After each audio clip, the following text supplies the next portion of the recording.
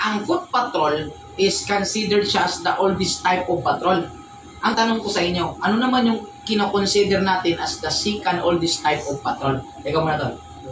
Ikaw naman tol. First patrol. That is correct. So tandaan po natin yung first oldest natin, the most vintage po natin, yung old fashion is the foot patrol po natin. At considered po siya as the most expensive type of patrol in terms of human resources. Tsaka yung ating second oldest is horse patrol po natin, na which is siya naman po tinatawag nating mountain patrol, at tsaka ginagamit po natin siya for grassy field. So dahil tama dyan tol, meron kayong ano sa akin, advance muna kayo 20,000. Ayan.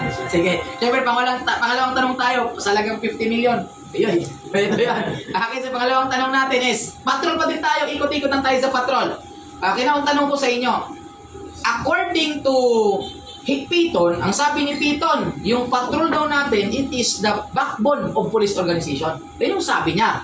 Kasi ito yung patrol natin, it is the only division that cannot be eliminated eh. Kaya ang sabi niya, backbone daw to, ang sabi ni Piton. Ang tanong ko sa inyo, ano naman yung binanggit o sinabi ni Hale according sa patrol?